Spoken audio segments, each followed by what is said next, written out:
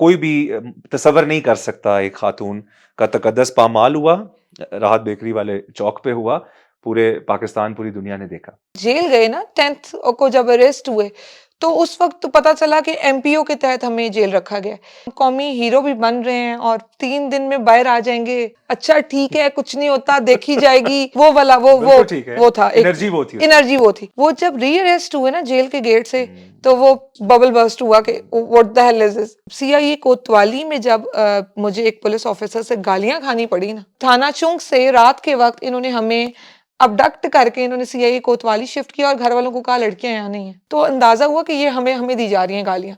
बिल्कुल हवालात के सेंटर में इन्होंने मुझे और सनम को खड़ा कर दिया। हमें कत्ल तक का कहा गया, मुझे और सनम को। वो हमें कहते थे कि आज आपकी आखिरी रात है। देखिए ज़मान पाक वालों की तो आई अंडरस्टैंड ये जो एक थी ना, एक वो एक फ़ियर था कि एकदम से गॉसिप थी, वो एक पॉपुलैरिटी ये था।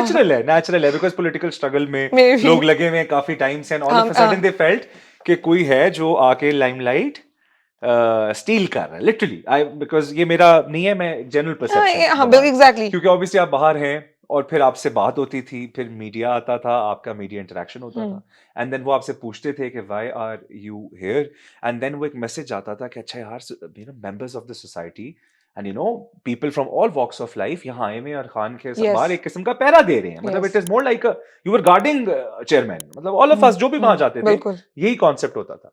आपका जो अपना ग्रुप था स्पेसिफिकली, जो जो इकट्ठे जाते थे, तो उनमें फिर ये थॉट नहीं आई कि इसको लाइमलाइट ज्यादा मिल रही है या इसको लाइमलाइट नहीं मिल रही है या इसको कहीं अच्छा। ना कहीं, बिकॉज आपको उस incident, I am 100% sure that was not planned. रियासती जब्बर की एक मिसाल थी, I don't fear saying that on television. बहुत बुरा हुआ, बर्बरियत की एक मिसाल थी। कोई भी तसव्वुर नहीं कर सकता एक खातून का तकद्दस पामाल हुआ, राहत बेकरी वाले चौक पे हुआ, पूरे पाकिस्तान, पूरी दुनिया ने देखा। एग्री, आपका वो गोल कभी भी नहीं हो सकता, बट कहीं ना कहीं बाय प्रोडक्ट में जो एक रिकग्निशन आई, वो उसे कोई परेशानी क्रिएट हुई आपके ग्रुप में, आपके और लोगों में? अच्छा, अब उसकी वजह से कहीं कोई परेशानी आई मेरे ग्रुप में? खैर वो एक तो ये कि मेरा कभी कोई ग्रुप ऐसा था नहीं। बहुत बिल्कुल ठीक। क्लोज़ फ्रेंडशिप या इस तरह कहीं किसी पे, क्योंकि जर्नलिस्ट वगैरह जो थे वो मेल मेल थे ज़्यादातर। बिल्कुल ठीक। तो मेरा नहीं ख़्याल कि किसी मेल को इससे कहीं कोई प्रॉब्लम हुई होगी। बिल्कुल तो ठीक। अच्छा, लेकिन उसके बाद अगर अगर अंदर चले गए, जेल चले गए, तो भी अगर बाहर कहीं किसी को कोई प्रॉब्लम हुई तब भी नहीं पता। बिल्कुल ठीक। मज़ेदार बात ये मैंने कभी बोला नहीं है, कभी किसी इंटरव्यू में नहीं बताया। जब हम जेल गए ना 10th को जब अरेस्ट हुए, तो उस वक़्त तो पता चला कि एमपीओ के तहत हमें जेल रखा गया है। तो बड़ा हम अंदर रिलैक्स के जी हम कौमी हीरो भी बन रहे हैं और 3 दिन में बाहर आ जाएँगे। अच्छा ठीक है, कुछ नहीं होता, देखी जाएगी, वो वाला बिल्कुल ठीक है, वो था एक एनर्जी वो थी उसमें। एनर्जी। वो थी बिल्कुल ठीक। एनर्जी वो थी। माइंड थॉट वही थी कि जी अच्छा 3 दिन है, कुछ नहीं होता। वो जैसे बिलाव वाली बच्चे नहीं, वो एक बिल्कुल गाते हैं ऐसे। कि हीरो बन रहे हैं, हीरो बन रहे हैं। वो जब री अरेस्ट हुए ना जेल के गेट से, तो वो बबल बर्स्ट हुआ। बबल बर्स्ट हुआ कि what the hell is this. ये क्या हो रहा है? और उस टाइम जब 7 दिन थानों में रहना पड़ा, डिफरेंट थाना में रखा गया। जब सीआईए कोतवाली में जब मुझे एक पुलिस ऑफिसर से गालियां खानी पड़ी ना, देन आई रियलाइज्ड कि ड्यूरिंग नहीं। कस्टडी? Yes, during custody. और ओवर व्हाट? नहीं, ड्यूरिंग अबडक्शन। इन्होंने एब्डक्शन? हमें थाना चौक से रात के वक्त इन्होंने हमें अबडक्ट करके इन्होंने सीआईए कोतवाली शिफ्ट किया और घर वालों को कहा लड़कियां यहाँ नहीं है। और सीआईए घर कोत वालों की क्या कैफियत होगी? वो पूरी रात, अगले 2 दिन, केओस? 2 रातें वो पूरा पैनिक? लाहौर ढूंढ रहे थे ऐसे कि ही है। लड़कियां किधर हैं। ऐसे ही है, ऐसे ही। और जब इन्होंने हमें वहां रखा, तो वहां जब रात में उसने हमें गालियां देना शुरू की, तो मुझे हमें अंदाजा नहीं हो सका कि हमें दी जा रही हैं। हमें लगा शायद किसी की इन्वेस्टिगेशन चल रही है थाने में। लेकिन जब अगले दिन दोपहर में उस वो मुहर्रर था वहां पे और उसने जब गालियां देना शुरू की ना, तो अंदाजा हुआ कि ये हमें हमें दी जा रही हैं गालियां। तो मेरी उससे वजह? लड़ाई शुरू हुई वजह बिला वजह? वजह। I think he was a patwari. वो अच्छा। कोई नून लीगी थे, तो उनको, और अब मुझे वहां के अमले ने बताया कि बाजी इनको इसी काम के लिए रखा गया। ठीक है। मतलब हमें ठीक है। हमें उन्होंने डिग्रेड करना था इन नहीं, एनी उसमें वे। तो कोई शक नहीं है कि जिन थानों में उन्होंने आप लोगों को भेजा, ऑब्वियसली दे हैड देयर, उनको जो उनके ब्लू आइड ऑफिसर्स थे, लोअर सबऑर्डिनेट्स थे, स्टाफ था, वो उन थानों में अपॉइंट किए गए थे बिलखसूस आप लोगों को इमोशनली ब्रेक डाउन करने के लिए। इसमें तो अली, यू कांट बिलीव कि जब इन्होंने हमें दोपहर में थाना चौक से शिफ्ट करने की कोशिश की, तो क्योंकि मैं लाहौर से नहीं हूँ, मुझे बिल्कुल नहीं पता वो कौन-सी अकेडमी थी। आई थिंक मैं उसको ये बता सकती हूँ कि बीबी पाक दामन वाली जो प्लेस है, वहाँ पे कोई हुँ, करीब कोई बड़ी अकेडमी है, बिल्कुल मेल सामने है। मेल अकेडमी है। यस है। ये हमें उस अकेडमी में ले गए और मेन उस रोड पे। पूरी अकेडमी में हज़ारों की तादाद में पुलिस वाले और जो लोग थे, जो हवालातें थीं, बिल्कुल हवालात के सेंटर में इन्होंने मुझे और सनम को खड़ा कर दिया। और पूरी जेल में सिर्फ आदमी थे और हम 2 लड़कियाँ बिल्कुल सेंटर में खड़ी थी और वो इतनी बड़ी तज़लील थी कि हाँ, इतने आदमियों में आपने 2 बिल्कुल। औरतों को लाके कहा खड़ी हो ऐसे ही। जाएँ इधर, अभी बताते हैं।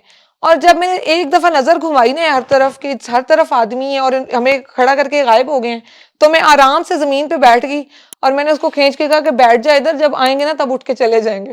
बिल्कुल तो ठीक। वो मैंने उसको कहा अब ठीक है, अब ऐसे तो फिर ऐसे सही, बिल्कुल ठीक। देखी जाएगी। फिर वो उस वाले फ़ेज़ में आ गए हम। आपको बरकी भी लेके गए थे थानों में कोई?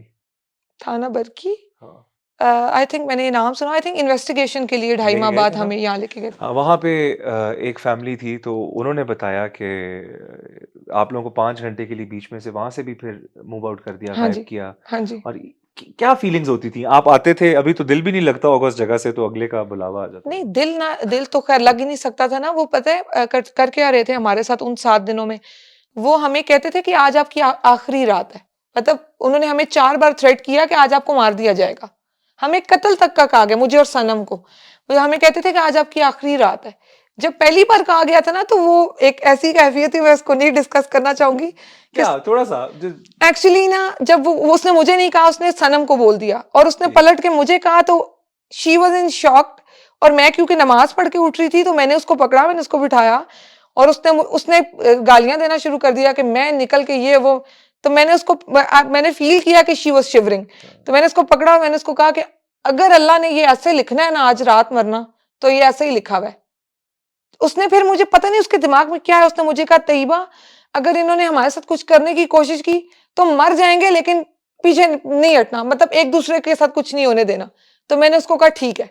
और हम दोनों इतना कॉन्शियसली बैठ गए, वो जो नींद-शींद आई हुई थी वो सब उड़ गई कि अभी हमारे साथ कुछ हो बहुत जाएगा। और खतरनाक। ये और वो जो 3 रातें हैं वो उस टाइम हॉरिबल, पे it was horrible. What was that kept you moving forward? हौसला कहाँ से आ रहा था? पता नहीं, नमाज़ पढ़ रही थी मैं, वो इवन वो थाना कोतवाली वालों ने अपने एसएचओ को बताया कि वो जो लड़की आई है वो तो हर वक़्त जाए नमाज़ पे बैठी रहती है।